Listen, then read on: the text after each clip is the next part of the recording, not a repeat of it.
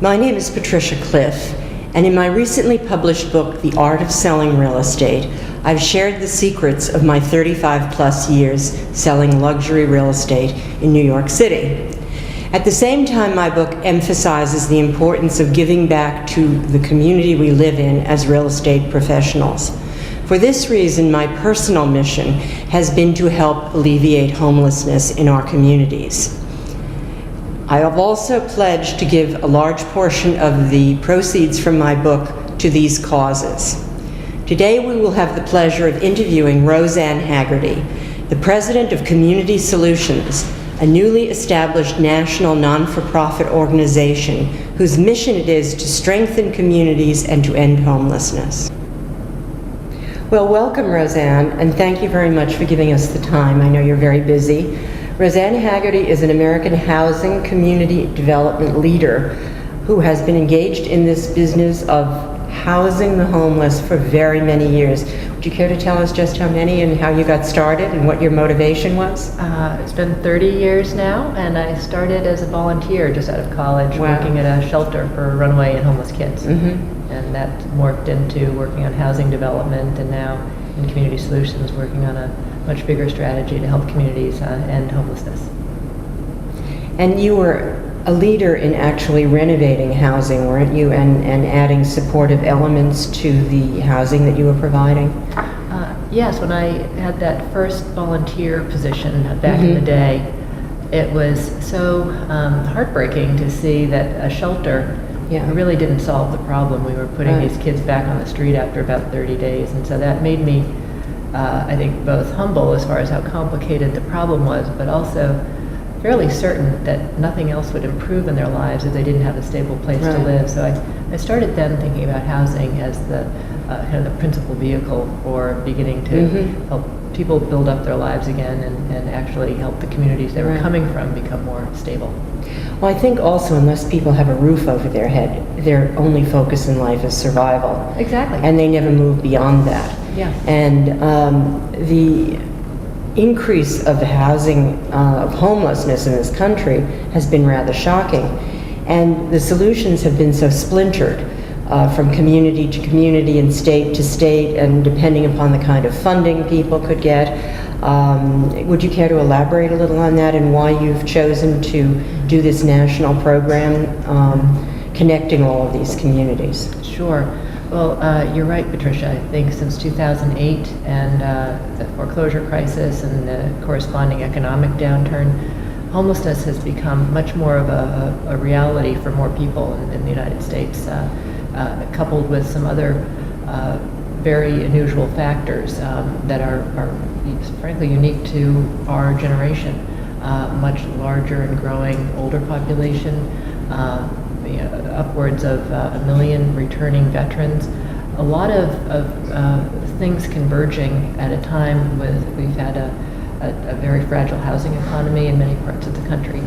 And so what we've been working on at Community Solutions is growing nationally an initiative that we see as a very powerful new way of thinking about this issue.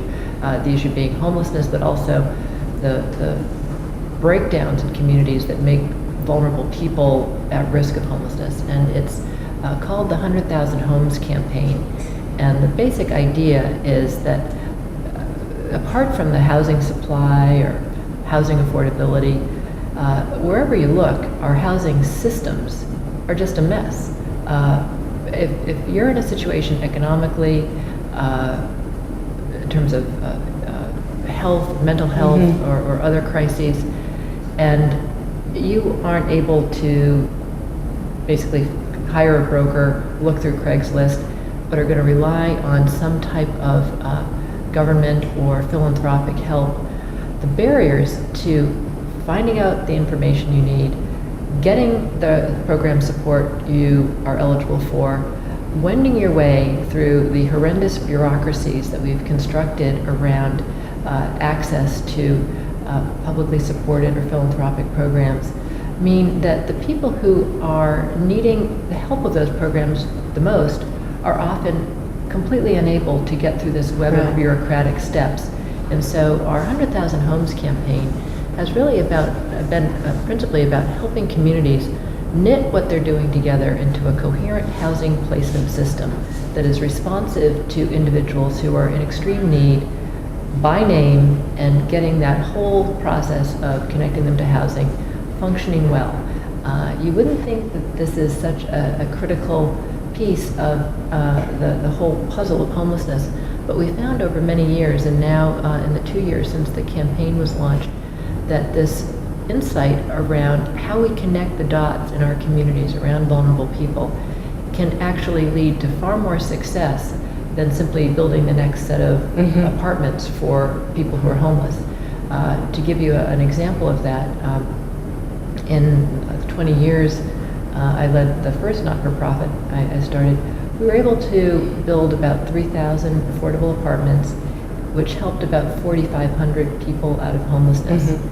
But since we've started working in this system improvement way and teaching communities how to actually organize what they do effectively, all of these communities working together have in 2 years housed over 36,000 people. Amazing. So there's really good news that some of the solutions are right in front of us, and it's about organizing what we do in a way that people who are in crisis and overwhelmed aren't kind of left spinning in circles. Right. Well, I think that's how people kind of disintegrate when doors are closed to them because they don't have the right identification, or they don't have the right credentials, or they haven't been hospitalized within a certain period of time. I mean, there are all of these restrictions, and to match the requirements of the shelter or organization that might provide permanent housing with the needs of the individuals is a major challenge. Have you done this through technology, or what has been your main vehicle to try and connect all of the dots? Right.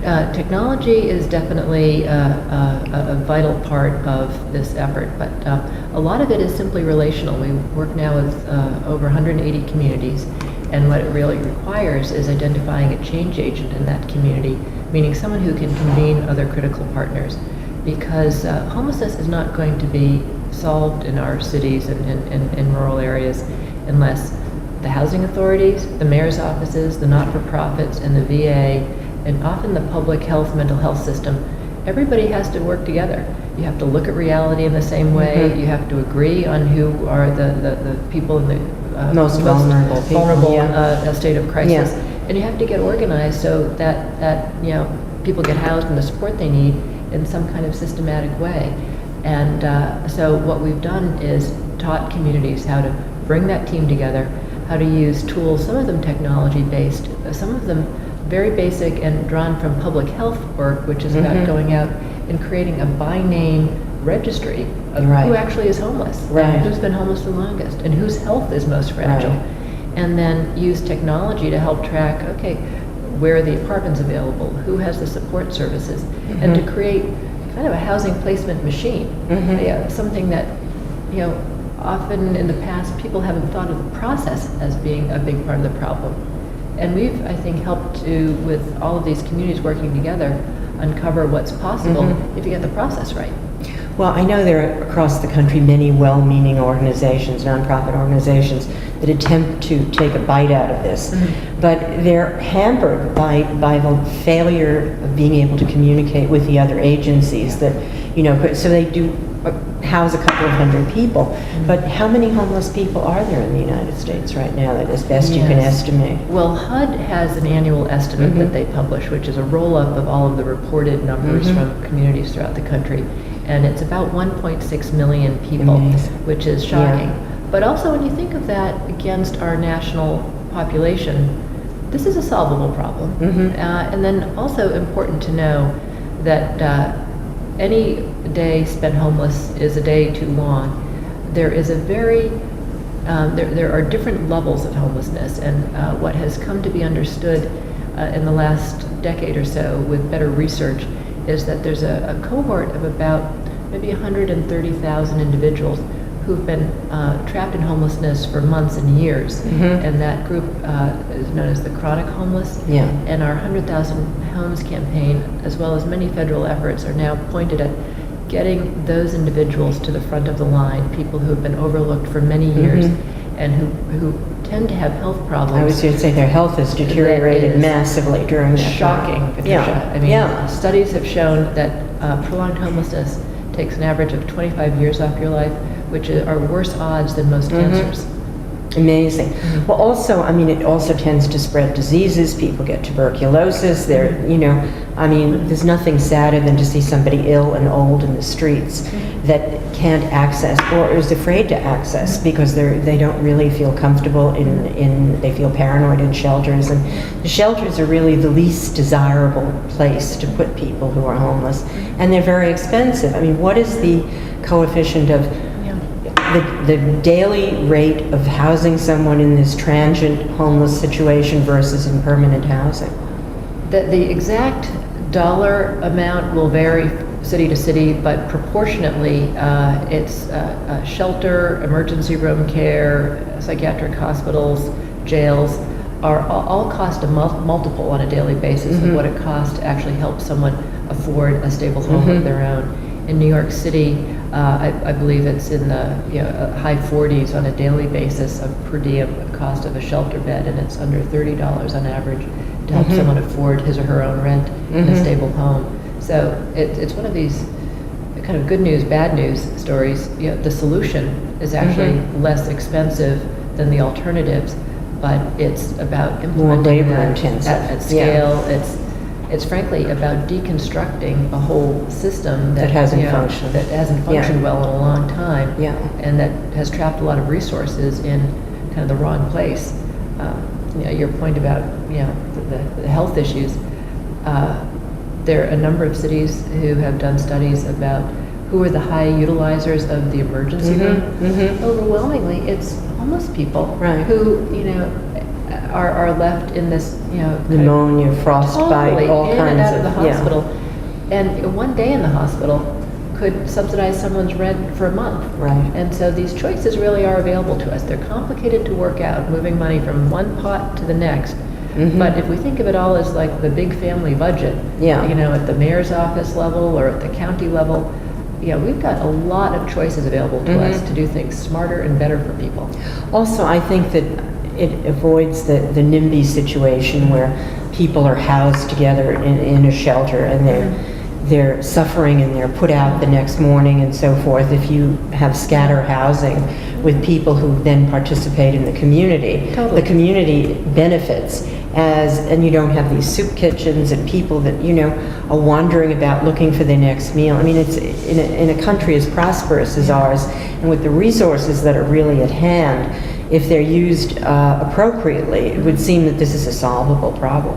I completely agree, and I think you've highlighted something important. That there is that point at which everyone's interests are aligned: community members, government agencies, the homeless themselves.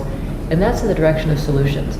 Just the stopgap, let's try to manage the problem, measures, shelters. This winter or in January when it's coldest or something. They frustrate everyone. And I think we've thought, well, it's too far a reach to go toward real solutions. And I think we're seeing, and I think that's some of the great energy behind the 100,000 Homes campaign. We have all these communities saying, at last, we're getting somewhere. We're actually getting people into housing. We're not, playing this shell game anymore. Right. So, where do you think you've had the biggest success in what part of the country? I think one way to answer that is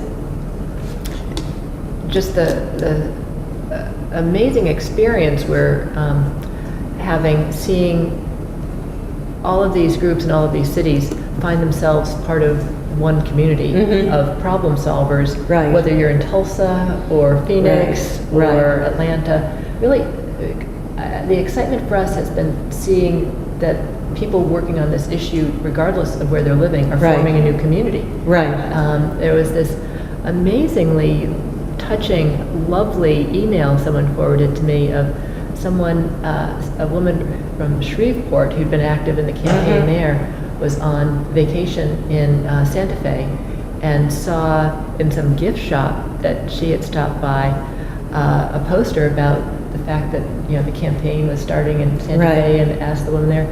And the both of them ended up in tears about how powerful it was to be working to house their neighbors, Right. and that they felt part of one community despite Shreveport and Santa Fe. Right, And so right. that's really, at the end of the day, what we need in this country, I think, a sense of our ability to solve complex problems with our neighbors. And I'm so proud of the fact that communities are creating that experience for themselves, and that we have a part to play in that. Well, it's important also, since we're also tethered to technology, to have the touchy-feely aspect of people actually coming together eyeball to eyeball and engaging with each other to solve these problems, because then, you know, new ideas are born and things are shared. How would you say, I mean, a lot of my colleagues are very busy, but they're also close to this subject. How would you suggest that the average working person who's concerned get involved and help your work and the work of reducing homelessness? Well, because the nature of the campaign is national in scope, pretty much wherever you live, you can plug in, you can go on our website, which is 100khomes.org, and see who the local contact person is for the campaign in your community. And so this is, its power is in its localization as well as its, you know, kind of universal, you know, connections. But say you're living in Philadelphia and you want to see how you can help, there is a lead contact in Philadelphia that's who terrific. can tell you where your help would be needed. And I think, to your earlier point, this notion of, can you help equip a home for someone who's just moving off the street? Can you be helpful with even, you know, some level of community support, or you know, facilitate some assistance with a job? All of these things that people need once they're housed. But the campaign is really a web of local campaigns. And then at the national level, as we think how we help communities become more and more effective at this, we want very much to create sort of a council or some way of capturing the input of landlords. We feel that the country's landlords have sort of been left out of the equation of homelessness. That we think of maybe housing authorities, but you know, that it's all about, you know, the social service agencies and where the money for subsidies comes from. And we found through the campaign that there are, you know, most housing, of course, is owned in the private sector. There are plenty of landlords who wish they had better options when a tenant is falling behind in rent to help prevent homelessness. I think there are many landlords, based on our conversations, who would be willing to take a chance on someone who's had an experience of homelessness or has had difficulty with their housing in the past, but they want some support in taking that risk. And if it's a connection with a local social service agency who can help problem solve, or, you know, local government, a sponsor, sort of a local sponsor, or even Section 8. Precisely. I mean, the enormous number of people, children coming off out of foster care at 18, and people coming out of incarceration who aren't really heavy-duty criminals, you know, who need a future. They need people to build their future and provide them, first and foremost, with a roof over their heads so that they can use that as a starting point. So I think that what you're engaged in is really noble and creative, and we wish you really the best of luck. And I hope that all of my colleagues in the real estate industry, be they landlords or agents or whatever, will give their best efforts to helping in one way or another, so that we can all move your objectives forward. And thank you for your time. Thank you, Patricia.